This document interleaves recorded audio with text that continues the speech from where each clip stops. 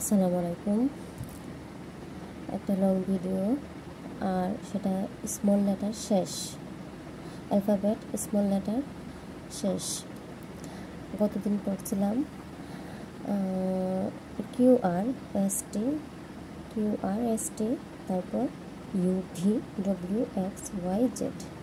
You, ছোটো হাতের you, উপরে থেকে ধীরে ধীরে নিচের দিকে আসলাম, আসার পরে উপরে আস্তে আস্তে আবার শেষ। বড় হাতের ইউ যেভাবে, ছোটো হাতের ইউ একইভাবে, কিন্তু ছোটো হাতের ইউটা ছোটো ইউ দিয়ে তারপর এইভাবে দিতে হবে। ছোটো হাতের ইউ।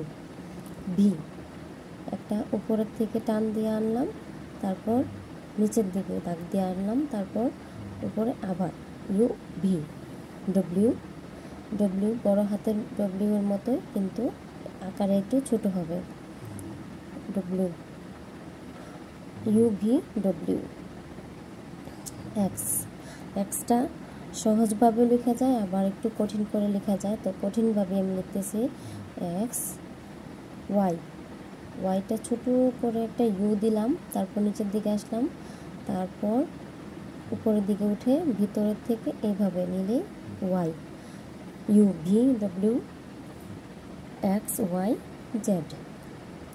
ছোটো করে একটা জেড লিখবো, তারপর এইভাবে দিলে জেড, বড় হাতের জেড। UVWXYZ। আচ্ছা, এটা তো আমি লিখছি টানা হাতের যেভাবে লেখা যায় ঠিক একইভাবে লিখছি। তো একইভাবেই আবার টানা হাতের ছাড়া নর্মালি আমরা যখন শেখাতে যাব বাচ্চাকে, এই যে এভাবে শেখাবো।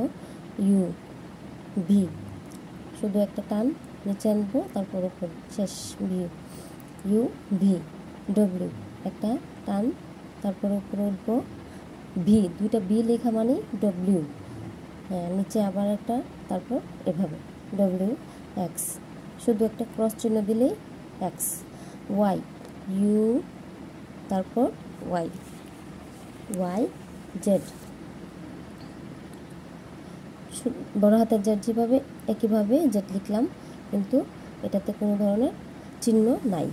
UVWXYZ।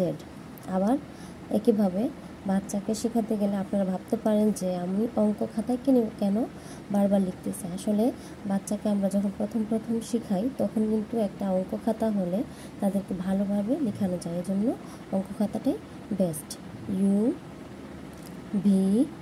UVW।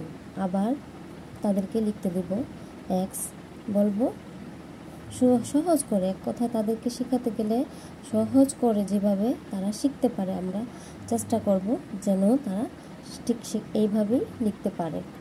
এই যে শেষ, XYZ, UVWXYZ শেষ, স্মল লেটার।